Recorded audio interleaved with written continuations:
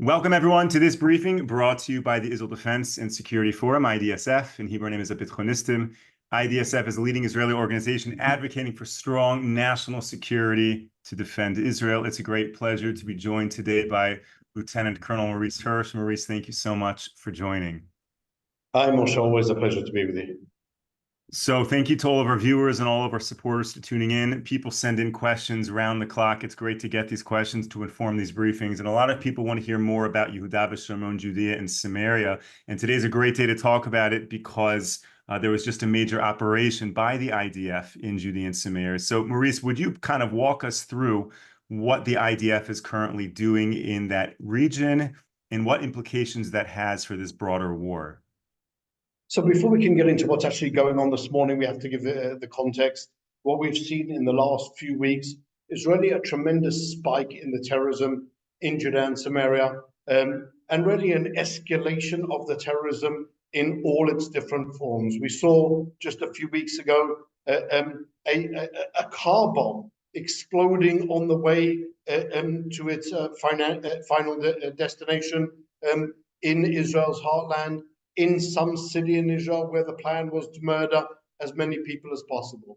Then 2 weeks ago, just about 2 weeks ago, we saw an incident which was unique in its nature since 2006, an attempted suicide bombing. The bomber and his bomb made it all the way from Yehuda Shimon, from Samaria, specifically from that northern area, into Tel Aviv itself, and there had what's called, in professional terms, as a work accident, luckily blowing himself up alone and not managing to carry out his task of murdering as many Jews as possible.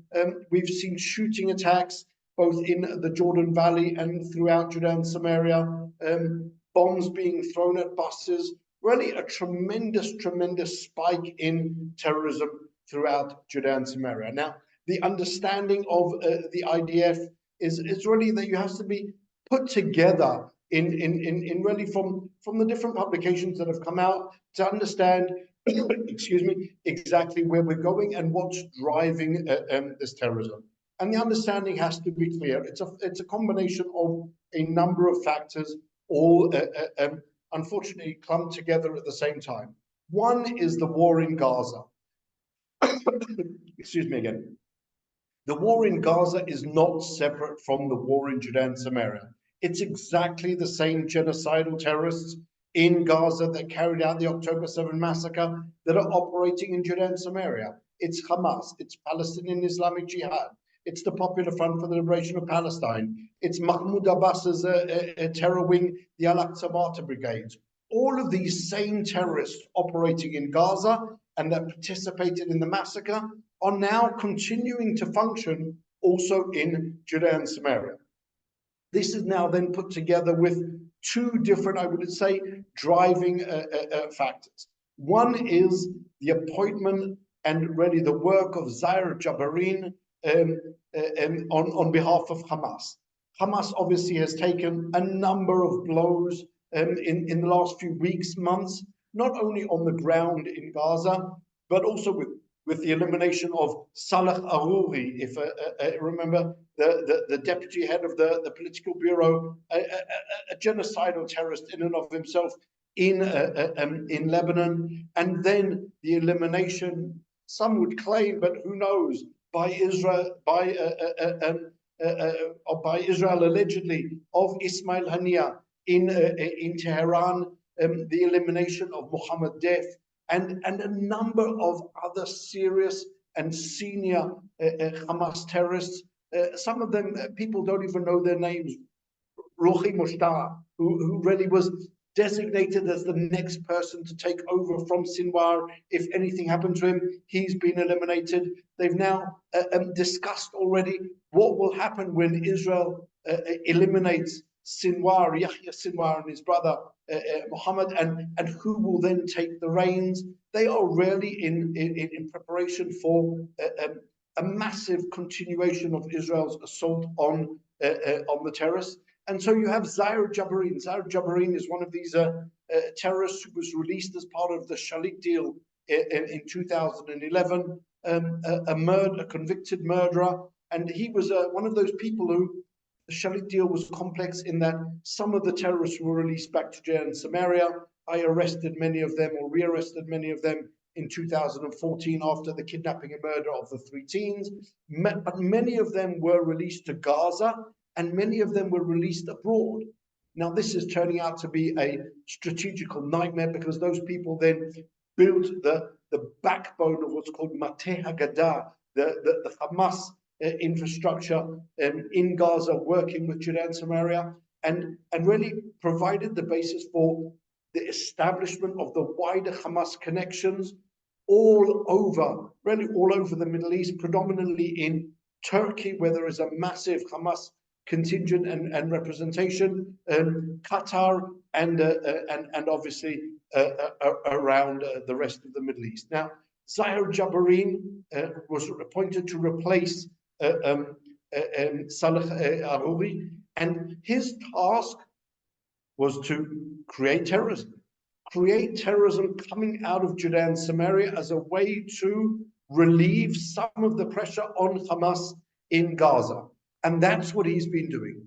That's on the one hand. On the other hand, you have this very slow, unfortunately not quick enough, but certain demise of the Palestinian Authority, this body that was created in the Oslo Accords, which was meant to be a vehicle for self-governance, but really turned into a vehicle for mass terror promotion. And they are losing more and more of their control over Judea and Samaria. It's not because of Israel. It's, as the Palestinians describe it, it's because of the nepotism, the corruption, and really the fundamental betrayal both of Oslo and of the Palestinian people. That's how the Palestinians see it. Recent polls among the Palestinians now show that most Palestinians believe that the Palestinian Authority is the same Palestinian Authority that the US administration is touting as a future governance body in the Gaza Strip. The Palestinians believe that the Palestinian Authority is more of a burden on the Palestinians than it is an asset. And so that's slowly but surely disintegrating, and you're seeing the active participation, which was seen all the way along, but really now more and more of the Palestinian Authority security forces, which is really the Palestinian Authority army, participating together with the other terrorists in the attacks on Israel. And those two factors, I would say, Hamas drive on the one hand, Palestinian Authority weakness and disintegration, has been driving that terrorism in at least in Samaria, and in areas such as Jenin, which we know has been a hotbed of terrorism already for many years. It's the place where all of these groups, both traditionally, already back in 2000, in the 2000s, when at the start of the terror war, where all of the terror groups put aside their differences and all joined hands to attack Israel. And that's really what we're seeing again now. And that's spreading through the area. So we're talking about the operation being carried out in Jenin, in Tubas, in Tulkarm. I think that sometimes these are names that are thrown around where people aren't necessarily sure of the geography of what's going on. Tulkarm, where the IDF struck from the air to target terrorists who were about to carry out an imminent terrorist attack, is about 4.5 kilometers from one of Israel's main thoroughfares, from road number 6, which crosses Israel from north to south. That means it's 12 to 13 kilometers away from really huge Israeli civilian populations. Jenin, in the northern area of Samaria, and it's close proximity to Afula, an Israeli town where there is 120, 130,000 people living there. And so you have this proximity of the terrorism to their targeted victims, which is really part of that whole policy that they're trying to implement, bring terrorism back into the heartland of Israel. And that's something which they've been driving. And so The IDF operations now are focused on dismantling and really neutralizing those terror cells. And what we're seeing there is not what we'd become accustomed to in the past, with the exception maybe of Operation Defensive Shield in 2002, and again possibly in 2014 with Operation My Brother's Keeper to locate and we hoped to free the 3 teenage boys. We haven't seen this level of aggressive IDF operations for a very long time. And it's not just soldiers on the ground. We haven't yet seen tanks in the streets, but what we are seeing, and to a really growing level, is strikes from the air, something more akin to warlike actions than we've experienced in a very, very long time. Maurice, thank you very much for that overview. So why do you think this is happening right now? What triggered the IDF from needing to step up its level of operations so aggressively in Tulkarm and Jenin? So I think the immediacy of the growing threat, what we saw, if you remember, and the viewers remember seeing the reports back in March, that the IDF had intercepted a massive arms shipment coming from Iran. Obviously, it's the head of the snake. It's Iran trying to destabilize the entire area, promote its proxies and promote their proxy war against Israel, trying to really bring in all of that really extensive and smart munitions into Judea and Samaria. Unfortunately, a lot of it is coming through the very porous border and very long border with Jordan. And we're seeing now a buildup of both capabilities, means, and the desire to carry out as many lethal and massively lethal attacks. So the IDF really has no real choice but to respond and to try and neutralize those attacks. So far, with great success. Obviously, we could have been in a different position had the suicide bomber 2 weeks ago managed to carry out another attack like if you remember, the attack on the discotheque at nights at 19 in Tel Aviv, the aquarium, if I'm not mistaken. That's something which would have been really a game changer. It's something that Hamas is looking for in response and as a revenge for the death of Death and Hania. It's something that the Dolphinarium, that was the name. I apologize that I forgot, and thank you to one of the viewers that reminded me.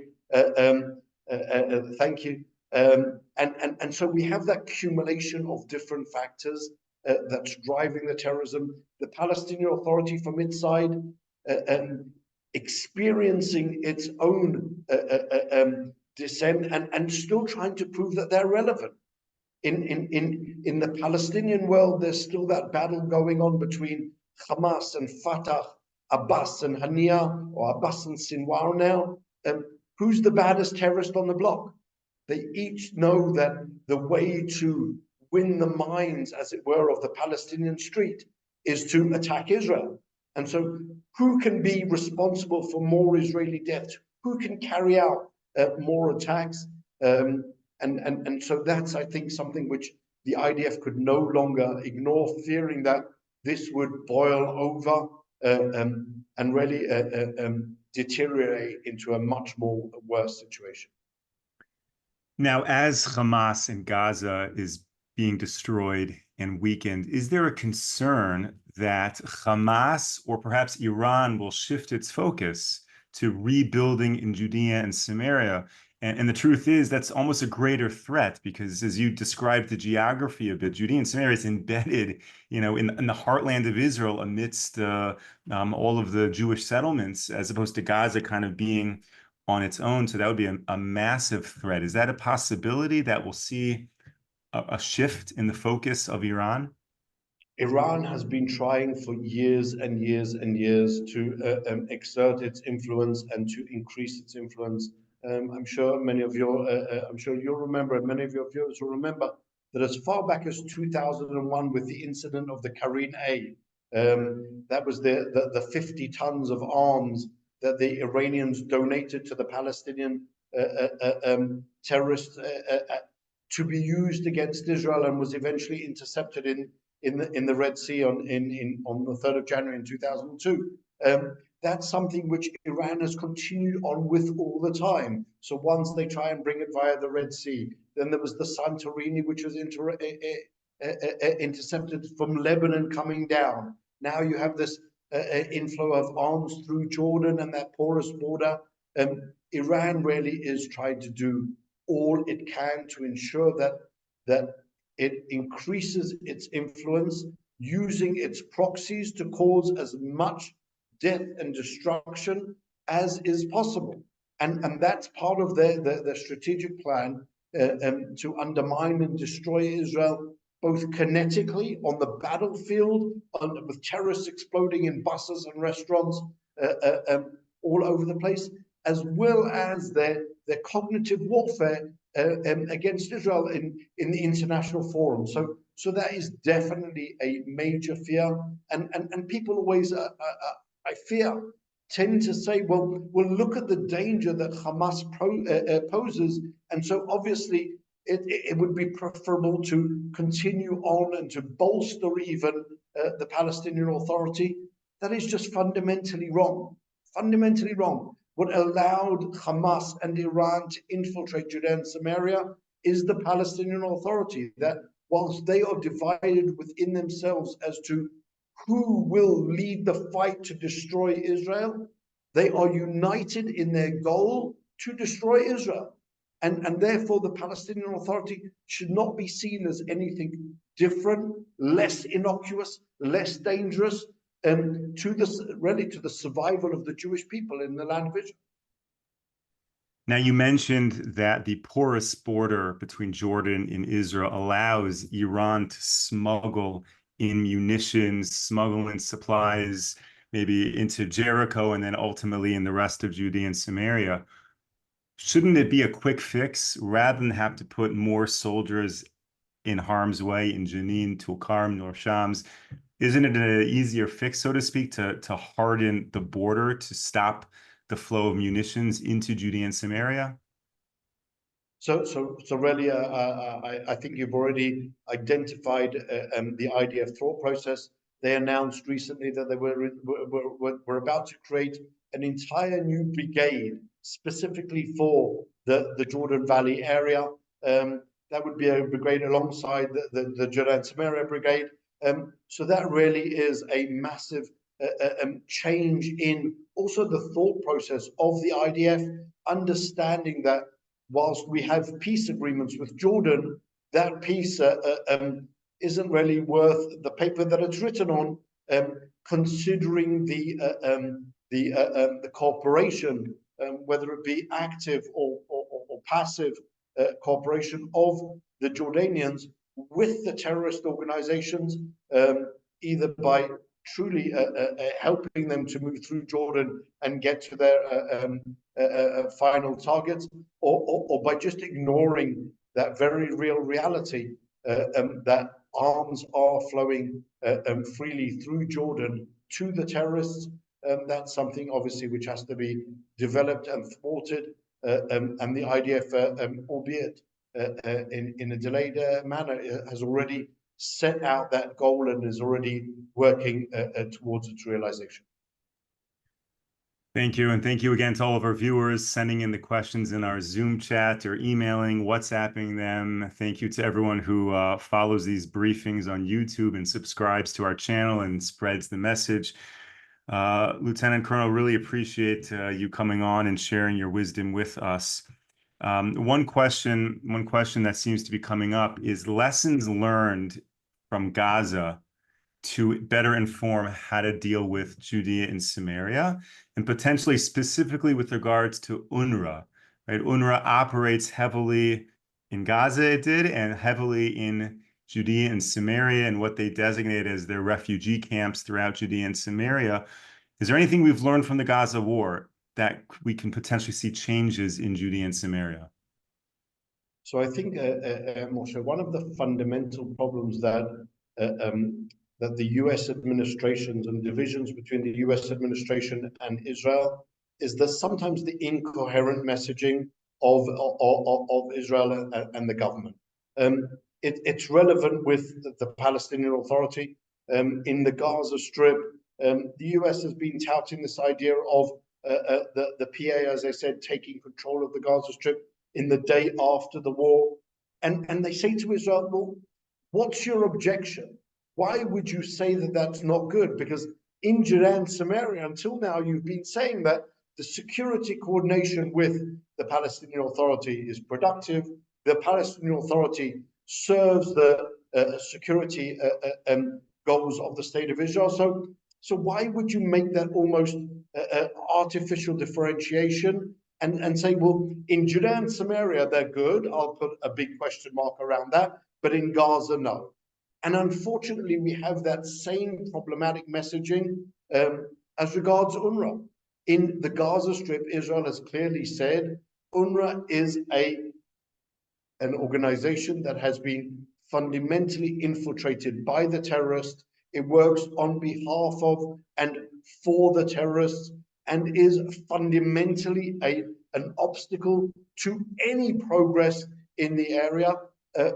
It is more akin to being really a part of Hamas rather than being a neutral organization, which really it should represent as a UN organization. Unfortunately, that message hasn't been clear because in Judea and Samaria we're doing the same thing. We haven't said in Judea and Samaria we demand that UNRWA be disbanded. We are still facilitating the activities of UNRWA to our great shame, and I say this really to the shame of Israel and its government. We are still allowing even UNRWA to carry out functions, municipal functions in their nature, in Jerusalem, in our eternal, undivided capital, and yet we see UNRWA trucks still running around. This message has to change. We've seen a push, I don't know how much the audience knows, but as part of that general agreement between Israel and the UN, which dates back to the mandate period pre-State of Israel, Israel agreed to give all UN organizations tremendous tax breaks. Those tax breaks cost Israel, just with UNRWA, about 160 million shekels a year, and yet we haven't managed to stop that process. In Judea and Samaria, UNRWA is still enjoying the tax break that Israel gives them, even though they're basically a terrorist organization. Unfortunately, Moshe, I have to say on that note, the lessons that we've learned from Gaza are simply not seeping through to Judea and Samaria. And sooner rather than later, we'll find ourselves in that same very, very sad, very, very sad position. I do hope the next time you join the briefing, I'll ask you that question again, and you'll say we've learned the lessons and things are looking better across Israel. I want to end off with one final question, completely different topic, but it certainly speaks to your expertise as the former director of military prosecution in Judea and Samaria, which is the whole issue with Sde Teiman military base and what happened there. We just have a few minutes left, but I know you've written about this. If you can give a perspective on that to our viewers, I think it would be very helpful. So Sde Teiman was meant to be an initial interrogation site for the terrorists that had been arrested in Gaza, that ability to gather very quick intelligence from these terrorists and often and potentially indicate the presence of hostages that could be very quickly released, indicate the existence of Hamas rocket launchers. And that was on the ground intelligence, which needed to flow very quickly. At the initial stage, Sde Teiman was overflowing, was overpopulated. In the last few months, the population there has been completely diluted. And at the moment, at least as of a week and a half ago, there were only 28 terrorists, a maximum of 28 terrorists being held there at any one time. And then we had some type of a claim that Israeli soldiers had in some way ill-treated a Palestinian terrorist. There are different claims as to what exactly happened. The terrorist claims that he had been sexually assaulted. To the best of my understanding, the soldiers claim that he'd managed to break off a piece of the metal fence in the facility itself, and had then hidden that piece of metal in his private parts, and really that was the need to prevent an imminent danger, and so we had that whole incident where IDF soldiers went in with face masks and arrested other Israeli soldiers. Really a terrible event that should never have happened. That's how the IDF should treat terrorists and not our own soldiers. I have nothing but criticism for the way in which that operation was carried out.